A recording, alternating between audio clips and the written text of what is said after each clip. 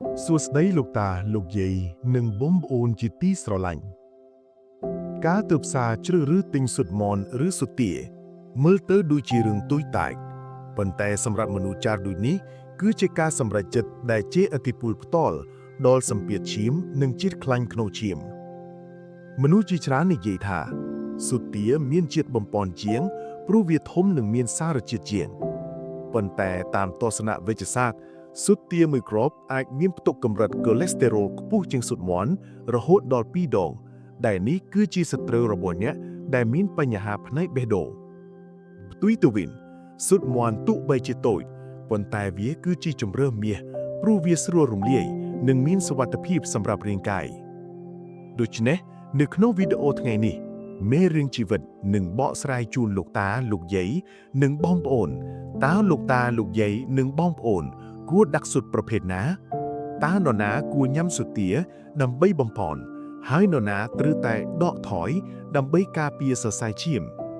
មេរៀនជីវិតសូមអញ្ជើញលោកតាលោកយាយនិងបងប្អូនមកពិនិត្យមើលតារាងប្រៀបធៀបតាមស្តង់ដារវិទ្យាសាស្ត្រទាំង3ខាងក្រោមដើម្បីជ្រើសរើសឲ្យបានត្រឹមត្រូវសម្រាប់សុខភាព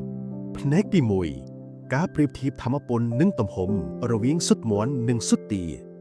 ដំបូងឡើយបើមើលនឹងផ្នែកទទេនរណាក៏ឃើញថាស៊ុតទាធំជាងគេបង្អស់វាធ្ងន់ជាងស៊ុតមាន់ពី 30% ទៅ 50% ប៉ុន្តែលោកតាលោកយាយនិងបងប្អូនអ្វីដែលយើងត្រូវយកចិត្តទុកដាក់គឺកំហាប់ថាមពលនៃខាងក្នុងស៊ុតមាន់100ក្រាមមានត្រឹមតែប្រហែល148កាឡូរីប៉ុន្តែក្នុងទម្ងន់ឬខីស៊ុតទាមានផ្ទុករហូតដល់185កាឡូរីហេតុនេះស៊ុតទាគឺស័ក្តិសមខ្លាំងសម្រាប់អ្នកដែលត្រូវការបំប៉នដើម្បីឡើងទម្ងន់ឬអ្នកដែលត្រូវធ្វើការធ្ងន់ប្រើកម្លាំងបាយច្រើនចំណែកឯលោកតាលោកយាយនិងបងប្អូនដែលចង់ញ៉ាំបែបស្រាលៗងាយរំលាយដើម្បីថែរក្សាសុខភាពស៊ុតមាន់គ្រាប់តូចៗគឺជាជម្រើសដែលល្អជាងផ្នែកទី2 cholesterol ដែលមានក្នុងស៊ុតចំណងសម្រាប់សុខភាពបេះដូងនេះគឺជាផ្នែកសំខាន់បំផុតដែលលោកតាលោកយាយនិងបងប្អូនដែលមានជំងឺប្រចាំកាយត្រូវកត់សម្គាល់ហេតុអ្វីបានជាស៊ុតទាញ៉ាំទៅមានជាតិខ្ទិះនិងឆ្ងាញ់ជាងនោះគឺដោយសារវាមានផ្ទុកជាតិខ្លាញ់ច្រើនចំពោះ cholesterol ស្ត្រីលាក់មុខនៃសរសៃឈាមស៊ុតមាន់មានផ្ទុក cholesterol ប្រហែល370ទៅ425មីលីក្រាមស៊ុតទាតួលេខនេះហក់ឡើងរហូតដល់ជិត890មីលីក្រាមពោលគឺខ្ពស់ជាងស៊ុតមាន់ដល់ទៅ2ដងលោកតាលោកយាយនិងបងប្អូនសាកស្រមៃមើលគ្រាន់តែញ៉ាំស៊ុតទាមួយគ្រាប់យើងបានបញ្ចូលកម្រិត cholesterol ខ្ពស់ជាងកម្រិតណែនាំប្រចាំថ្ងៃសម្រាប់អ្នកមានជំងឺបេះដូងដល់ទៅ3ដងដូច្នេះសម្រាប់អ្នកដែលមានជាតិខ្លាញ់ខាងឈាមខ្ពស់សម្ពាធឈាមខ្ពស់ស៊ុតទាគឺជាពេលដែលយើងគួរតែដកថយផ្ទុយទៅវិញសម្រាប់អ្នកដែលស្គមខ្សោយកង្វះជីវជាតិខ្លាញ់ទាំងនេះបែរជាមានតម្លៃដូចជាថ្នាំបំប៉នទៅវិញផ្នែកទី3 Omega 3 និងវីតាមីនដែលមានក្នុងស៊ុតទាទោះបីជាមាន cholesterol ច្រើនប៉ុន្តែយើងក៏មិនគួរមើលរំលងស៊ុតទាដែរវាមានចំណុចវិជ្ជមានដ៏ធំមួយគឺកម្រិត Omega 3 ខ្ពស់ជាងស៊ុតមាន់ដែលល្អខ្លាំងសម្រាប់ខួរក្បាលនៅភ្នែករបស់លោកតាលោកយាយក្រៅពីនេះបរិមាណវីតាមីន B12 ក្នុងស៊ុតទាក៏ខ្ពស់ខ្លាំងដែរដែលជួយបំប៉នប្រព័ន្ធសរសៃប្រសាទនិងបង្កើតគ្រាប់ឈាមឡើងវិញប្រសិនបើលោកតាលោកយាយនិងបងប្អូនមិនមានបញ្ហាជាតិខ្លាញ់ក្នុងឈាមទេនេះគឺជាប្រភពនៃសារធាតុចិញ្ចឹមដ៏អស្ចារ្យដូច្នេះលោកតាលោកយាយនិងបងប្អូនឃើញហើយថាការជ្រើសរើសស៊ុតមាន់ឬស៊ុតទាមិនមែនអាស្រ័យលើមួយណាឆ្ងាញ់ជាងទេប៉ុន្តែគឺមួយណាដែលស័ក្តិសមនឹងរាងកាយយើងជាងផ្អែកលើសួចនកវិទ្យាសាស្ត្រទាំងនេះមេរៀនជីវិតសូមចែករំលែកឲ្យកាន់តែច្បាស់ថាតើក្រុមមនុស្សណាខ្លះគួរប្រើប្រាស់ស៊ុតប្រភេទណាដើម្បីទទួលបានប្រសិទ្ធភាពសុខភាពល្អបំផុតដើម្បីឲ្យលោកតាលោកយាយនិងបងប្អូនងាយស្រួលជ្រើសរើសពេលទៅផ្សារ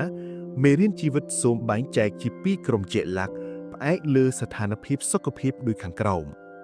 ទី1ករណីដែលគួរផ្ដល់អាទិភាពដល់ស៊ុតមាន់មនុស្សចាស់អាយុលើពី50ឆ្នាំក្នុងវ័យនេះប្រព័ន្ធរំលាយអាហារចាប់ផ្ដើមយឺតយ៉ាវជាតិខ្លាញ់ក្នុងឈាមក៏ងាយនឹងឡើងខ្ពស់ស៊ុតមាន់ស្រួលរំលាយ មានខូលេស្តេរ៉ុលតិចជាងដូច្នេះវានឹងមានសុវត្ថិភាពនិងល្អចំពោះប្រព័ន្ធបេះដូងរបស់លោកតាលោកយាយអ្នកដែលត្រូវការគ្រប់គ្រងទម្ងន់ប្រសិនបើចង់រក្សារាងឬសម្រកទម្ងន់ស៊ុតម៉នគឺជាមិត្តរួមដំណើរដ៏ល្អបំផុតព្រោះវាមានថាមពលតិចជួយឲ្យឆ្អែតបានយូរដោយមិនខ្លាចស្ហត់អ្នកមានជំងឺរ៉ាំរ៉ៃអ្នកដែលកំពុងព្យាបាលជំងឺទឹកនោមផ្អែមជំងឺហ្គតថ្លើមខ្លាំងគួរតែជ្រើសរើសស៊ុតម៉នល្អបំផុតគឺលោកតាលោកយាយគួរញ៉ាំតែផ្នែកស៊ុតសដើម្បីកាត់បន្ថយជាតិខ្លាញ់ដែលមិនចាំបាច់ទី2ករណីដែលគួរផ្ដល់អាទិភាពដល់ស៊ុតទាកុមារដែលកំពុងលូតលាស់ត្រូវការថាមពលនិងអូមេហ្គា3ច្រើនដើម្បីអភិវឌ្ឍខួរក្បាលនិងកម្ពស់ស៊ុតទាជាជម្រើសល្អឆ្ងាញ់និងមានតម្លៃសមរម្យសម្រាប់បំប៉នកុមារវ័យនេះអ្នកធ្វើការធ្ងន់ឬអត្តពលិកត្រូវការកាឡូរីច្រើនដើម្បីបំពេញថាមពលដែលបានប្រើប្រាស់ក្នុងមួយថ្ងៃស៊ុតទាជួយផ្ដល់ថាមពលបានល្អអ្នកស្គមឬអ្នកទើបជាសះស្បើយពីជំងឺត្រូវការកម្លាំងនិងទម្ងន់ស៊ុតទាត្រូវបានចាត់ទុកថាជាអាហារបំប៉នដែលមានប្រសិទ្ធភាពខ្ពស់មួយដូច្នេះ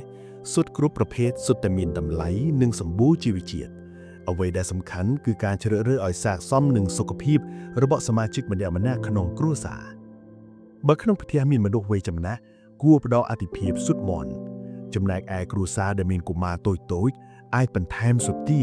ដើម្បីជួយឲ្យកុមារឆ្លាតនិងលូតលាស់បានល្អប៉ុន្តែការជ្រើសរើសស៊ុតត្រឹមត្រូវគឺមិនទាន់គ្រប់គ្រាន់ទេរបៀបចម្អិនអាហារឲ្យត្រឹមត្រូវដើម្បីរក្សាជីវជាតិនិងជៀសវាងជាតិពុលក៏សំខាន់ដូចគ្នាផ្នែកបន្ទាប់មេរៀនជីវិតសូមនិយាយអំពីពងទាកូនតើពងទាកូនល្អពិតមែនទេតើមានកំហុសអ្វីខ្លះពេលញ៉ាំស៊ុតទាដែលអាចប៉ះពាល់ដល់សុខភាពសូមបន្តតាមដានពាក្យបន្ទាប់ដើម្បីទទួលបានការពន្យល់លម្អិតនិងងាយយល់ភាគទី2ពងទាកូនថ្នាំបំប៉នឬថ្នាំពុលនិយាយដល់ស៊ុតទាច្បាស់ណាស់ថាมันអាចរំលងមុខម្ហូបពងទាកូនបានទេដែលជាអាហារសំណប់ចិត្តរបស់មនុស្សជាច្រើនប៉ុន្តែលោកតាលោកយាយនិងបងប្អូនញ៉ាំយ៉ាងណាឲ្យបំប៉នឬញ៉ាំយ៉ាងណាដើម្បីកុំឲ្យគ្រោះថ្នាក់ដល់ខ្លួនគឺជាសិល្បៈមួយទី1តម្លៃអាហារូបត្ថម្ភដែលគួរឲ្យភ្ញាក់ផ្អើលតាមផ្នែកវេជ្ជសាស្ត្រពងទាកូនមួយគ្រាប់ផ្ដល់ថាមពលទ្វេដងនៃស៊ុតម៉នធម្មតាហើយសម្បូរទៅដោយជាតិដែកកាល់ស្យូមនិងវីតាមីន A តាមក្បួនពេទ្យបុរាណនេះគឺជាអាហារដែលជួយបំប៉នឈាមបំប៉នប្រជាល្អខ្លាំងសម្រាប់សុខភាពតើនរណាគួរញ៉ាំមុខម្ហូបនេះដើម្បីបំប៉នកុមារអាយុលើសពី5ឆ្នាំជាពិសេសក្មេងៗដែលស្គមកុំប្រឹងក្រធំអ្នកទើបងើបពីឈឺអ្នកដែលទើបឆ្លងកាត់ការឈឺថ្កាត់រាងកាយនៅស្លេកស្លាំងខ្សោយកម្លាំងស្ត្រីមានផ្ទៃពោះញ៉ាំក្នុងបរិមាណសមល្មមជួយឲ្យម្ដាយមានកម្លាំងនិងកូនអភិវឌ្ឍបានល្អទី2ករណីដោយត្រូវនិយាយថាទេចំពោះពងទាកូនទោះបីជាមានជាតិបំប៉នប៉ុន្តែវាគឺជាសត្រូវរបស់ក្រុមជំងឺមួយដូចជាអ្នកជំងឺ GOUT កម្រិតប្រូតេអ៊ីននិងសារធាតុភូរីនក្នុងពងទាកូនខ្ពស់ខ្លាំងងាយនឹងធ្វើឲ្យឈឺសន្លាក់ភ្លាមអ្នកមានសម្ពាធឈាមខ្ពស់ជំងឺបេះដូងបរិមាណខូលេស្តេរ៉ុលដ៏ច្រើនសន្ធឹកសន្ធាប់អាចធ្វើឲ្យសរសៃឈាមរឹងនិងស្ទះដែលគ្រោះថ្នាក់ខ្លាំងសម្រាប់មនុស្សចាស់កុមារអាយុក្រោម5ឆ្នាំក្នុងវ័យនេះប្រព័ន្ធរំលាយអាហាររបស់ក្មេងៗនៅខ្ចីណាស់ញ៉ាំទៅងាយនឹងធ្វើឲ្យហើមពោះពិបាករំលាយឬរាគគ្រោះទី3របៀបញ៉ាំឲ្យត្រឹមត្រូវដើម្បីការពារសុខភាពលោកតាលោកយាយនិងបងប្អូនជាច្រើនតែងឆ្ងល់ថាតើគួរញ៉ាំនៅពេលណាទើបល្អបំផុតគួរញ៉ាំនៅពេលព្រឹកនេះគឺជាពេលដែលរាងកាយត្រូវការថាមពលហើយមានពេលពេញមួយថ្ងៃដើម្បីរំលាយជាតិប្រូតេអ៊ីនដ៏ច្រើននេះកត់សម្គាល់ទម្លាប់ញ៉ាំពេលយប់យើងច្រើនមានទម្លាប់ញ៉ាំពងទាកូនពេលយប់ឲ្យត្រជាក់ខ្លួនប៉ុន្តែតាមវិទ្យាសាស្ត្រការញ៉ាំប្រូតេអ៊ីនច្រើនពេកនៅពេលយប់ជ្រៅនឹងធ្វើឲ្យក្រពះត្រូវធ្វើការថែមម៉ោងងាយនឹងបង្កឲ្យហើមពូនិងពិបាកគេងប្រសិនបើញ៉ាំលោកតាលោកយាយនិងបងប្អូនគួរញ៉ាំមុនពេលចូលគេងយ៉ាងហោចណាស់2ទៅ3ម៉ោងគ្រឿងផ្សំដែលញ៉ាំជាមួយគឺជាសោកុំភ្លេចជីក្រសាំងទំហំឬជីពងទាកូននិងខ្ញីស្រស់ នេះមិនត្រឹមតែជាបន្លែក្រអូបទេប៉ុន្តែវាគឺជាថ្នាំដែលជួយឲ្យកក់ក្ដៅក្រពះជួយរំលាយអាហារនិងការពារការឈឺពោះបានយ៉ាងមានប្រសិទ្ធភាពអំពីបរិមាណដើម្បីសុវត្ថិភាពបំផុតសម្រាប់សុខភាពបេះដូងយើងគួរញ៉ាំយ៉ាងច្រើនត្រឹមតែ2គ្រាប់ក្នុងមួយសប្តាហ៍ប៉ុណ្ណោះផ្នែកទី3ពុម្ពទាប្រៃនិងការកត់សម្គាល់រស់ស្លាប់នៅក្នុងការចម្អិនលោកតាលោកយាយនិងបងប្អូនក្រៅពីពុម្ពទាកូនស៊ុតទាក៏ត្រូវបានគេយកទៅធ្វើជាពងទាប្រៃដើម្បីទុកញ៉ាំបានយូរឬធ្វើជានំទោះជាយ៉ាងណាក៏ដោយតាមទស្សនវិទ្យាសាស្ត្រនេះគឺជាអាហារដែលមនុស្សចាស់យើងត្រូវប្រុងប្រយ័ត្នជាពិសេសទី1ពងទាប្រៃឆ្ងាញ់មាត់ប៉ុន្តែធ្ងន់បន្ទុកសម្រាប់តម្រង់នោមពងទាប្រៃមានផ្ទុកជាតិសូដ្យូមឬអំបិលខ្ពស់ខ្លាំងមេរៀនជីវិតតែងតែប្រៀបធៀបថាការញ៉ាំផ្នែកពណ៌លឿងនៃពងទាប្រៃមួយគ្រាប់ជួនកាលនៅប្រៃជាងបាយមួយចានជ្រក់អំបិលទៅទៀតចំពោះលោកតាលោកយាយដែលកំពុងមានបញ្ហាខ្សោយតម្រងនោមឬសម្ពាធឈាមខ្ពស់ការទទួលទានអំបិលច្រើនពេកនឹងធ្វើឲ្យរាងកាយដក់ទឹកធ្វើឲ្យបេះដូងនិងតម្រងនោមត្រូវធ្វើការលើសកម្លាំងនាំឲ្យជំងឺកាន់តែធ្ងន់ធ្ងរយ៉ាងឆាប់រហ័សដូច្នេះគួរតែកាត់បន្ថយមុខម្ហូបនេះឲ្យបានច្រើនបំផុតតាមដែលអាចធ្វើទៅបានទី2កុំហុចឆ្កងដ៏ធំបំផុតការញ៉ាំស៊ុតទាដែលមិនទាន់ឆ្អិនល្អមនុស្សជាច្រើនមានទម្លាប់ញ៉ាំស៊ុតជក់ភ្នៅ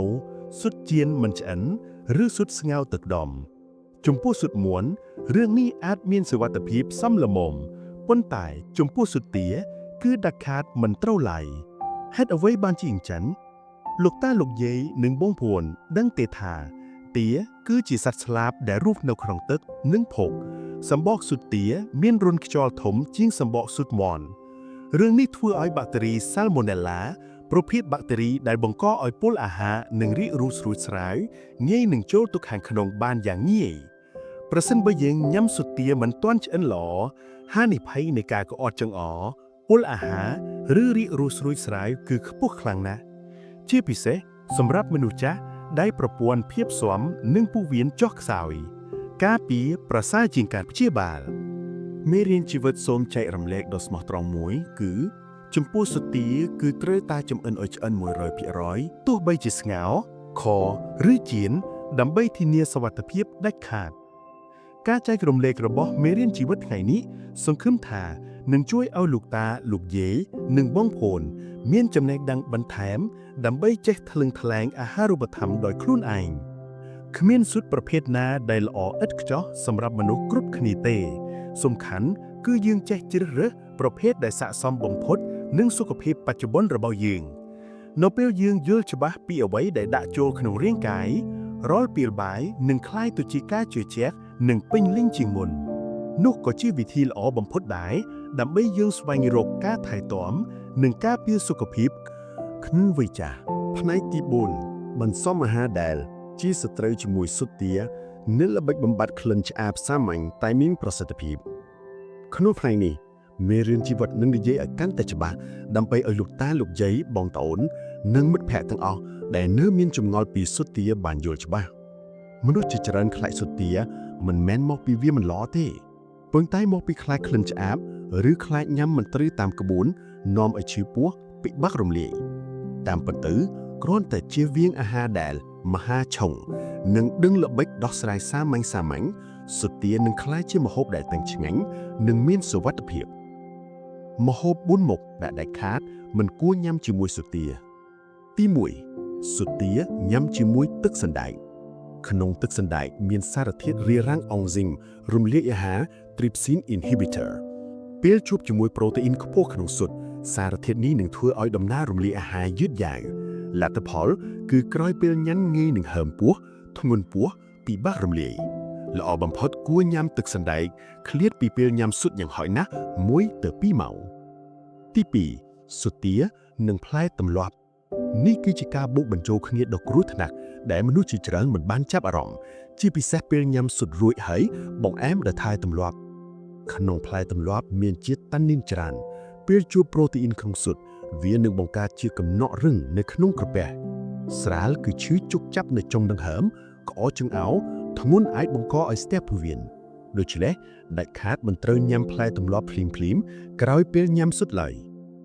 ទី3ស៊ុតទានិងទឹកតែខាប់អាស៊ីតតានិកក្នុងទឹកតែនឹងផ្សំជាមួយជាតិដែកនិងប្រូតេអ៊ីនក្នុងស៊ុតធ្វើឲ្យរាងកាយកាត់បន្ថយការបឺតស្រូបជាតិដែករយៈពេលវែងអាចនាំឲ្យខ្វះឈាមក្រៅពីនេះទឹកតែថែមទាំងធ្វើឲ្យស្ងួតភ្នាពោះវៀនបន្ថយចលនាពោះវៀនងាយបង្កឲ្យទល់លាមកហេតុនេះមិនគួរញ៉ាំទឹកតែភ្លាមក្រោយញ៉ាំស៊ុតទេចុងក្រោយមេរៀនជីវិតសូមដោះស្រាយចម្ងល់មួយចំនួនដូចជាតើស៊ុតចៀនជាមួយខ្ទឹមសបង្កឲ្យពុលមែនទេចម្លើយគឺមិនមែនទេនេះគឺជាពាក្យចចាមអារាមដែលខុសទាំងស្រុងស៊ុតនិងខ្ទឹមសមិនបង្កើតជាជាតិពុលណាមួយឡើយនៅពេលញ៉ាំជាមួយគ្នាផ្ទុយទៅវិញខ្ទឹមសមានផ្ទុកអាលីស៊ីនដែលត្រូវបានចាត់ទុកថាជាថ្នាំផ្សះធម្មជាតិជួយកាត់បន្ថយខូលេស្តេរ៉ុលពេលបំពងខ្ទឹមសឲ្យឈ្ងុយរួចចៀនស៊ុតក្លិនឆ្អាបរបស់ស៊ុតទានឹងត្រូវបានបំបត្តិយ៉ាងល្អម្ហូបនឹងមានក្លិនឈ្ងុយនិងងាយញ៉ាំជាងមុនគ្រាន់តែប្រយ័ត្នកុំឲ្យខ្ទឹមសខ្លោចខ្មៅព្រោះខ្ទឹមខ្លោចទើបបង្កើតជាតិល្វីងមិនល្អសម្រាប់ថ្លើមមិនមែនមកពីស៊ុតឆុងជាមួយខ្ទឹមសឡើយហេតុអ្វីបានជាស៊ុតទាឆ្អាបជាងស៊ុតមាន់និងរបៀបដោះស្រាយឲ្យបាត់ក្លិន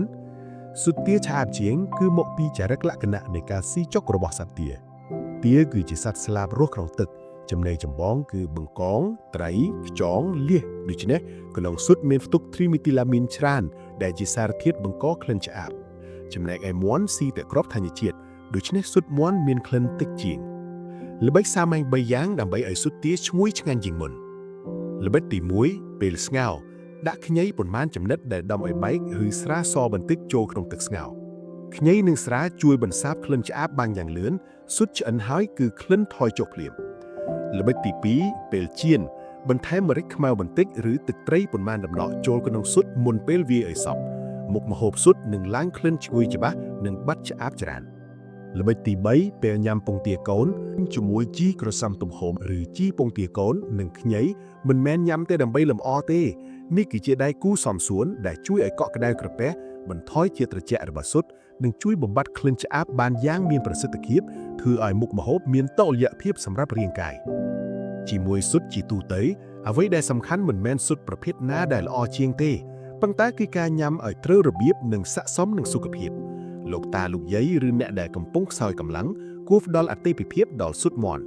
កុមារដែលកំពុងលូតលាស់អ្នកស្គមអាចញ៉ាំស៊ុតទាឬពងទាកូនយូរម្ដងក្នុងបរិមាណសមល្មមពងទាកូនគួរញ៉ាំជាមួយជីក្រសាំទំហំជីពងទាកូនខ្ញីនិងមិនគួរលើសពី2គ្រាប់ក្នុងមួយសប្តាហ៍ដើម្បីធានាសុខភាពលោកតាលោកយាយនិងបងប្អូនជាទីគោរពសរុបមកវិញគ្មានអាហារណាដែលល្អទាំងស្រុងឬអាក្រក់ទាំងស្រុងនោះទេមានតែអាហារដែលស័ក្តិសមនឹងរាងកាយយើងឬមិនស័ក្តិសមប៉ុណ្ណោះស៊ុតមាន់ក្រាប់តូចៗគឺជាមិត្តយល់ចិត្តដែលជួយលោកតាលោកយាយការពារប្រព័ន្ធបេះដូងរក្សាសរសៃឈាមឲ្យស្រឡះនិងស្រាលខ្លួនខណៈពេលដែលស៊ុតទាគឺជាប្រភពថាមពលដ៏បរិបូរណ៍ជាកាដូដ៏អស្ចារ្យសម្រាប់កូនចៅដែលកំពុងលូតលាស់ឬនៅពេលដែលយើងត្រូវការបំពន់ដើម្បីយកកម្លាំងឡើងវិញមេរៀនជីវិតសង្ឃឹមថាក្រោយអត្ថបទនេះរាល់ពេលយកកន្ត្រកទៅផ្សារឬឈរនៅមុខតូបលក់អាហារលោកតាលោកយាយនិងបងប្អូននឹងលែងមានការស្តាក់ស្ទើរឬតាមតែបានទៀតហើយផ្ទុយទៅវិញយើងនឹងមានទំនុកចិត្តជ្រើសរើសសម្រាប់ខ្លួនឯងនិងគ្រួសារនៅក្របស៊ុតដែលស័ក្តិសមបំផុតដោយការយល់ដឹងនិងសេចក្តីស្រឡាញ់ចំពោះសុខភាពព្រោះថាការថែទាំសុខភាពក្នុងវ័យចាស់មិនត្រូវការអ្វីដែលខ្ពង់ខ្ពស់ពេកទេប៉ុន្តែវាចាប់ផ្ដើមពីការជ្រើសរើសដែលត្រឹមត្រូវក្នុងរាល់ពេលបាយប្រចាំថ្ងៃមេរៀនជីវិតសូមអរគុណយ៉ាងជ្រាលជ្រៅចំពោះលោកតាលោកយាយនិងបងប្អូនទាំងអស់ដែលបានចំណាយពេលវេលាដ៏មានតម្លៃដើម្បីស្ដាប់និងតាមដានការចែករំលែកនេះប្រសិនបើឃើញថាចំណេះដឹងនេះមានប្រយោជន៍កុំភ្លេចចែករំលែកទៅកាន់មិត្តភក្តិនិងបងប្អូនសាច់ញាតិឲ្យបានដឹងផងណាសូមជូនពរឲ្យលោកតាលោកយាយនិងបងប្អូនតែងតែមានសុខភាពមាំមួនភ្នែកភ្លឺថ្លាបេះដូងរឹងមាំនិងមានអាហារដ៏ឆ្ងាញ់ពិសាជាមួយក្រុមគ្រួសារសូមជម្រាបលាហើយជួបគ្នាជាមួយមេរៀនជីវិតក្នុងប្រធានបទសុខភាពបន្តទៀតសូមអរគុណ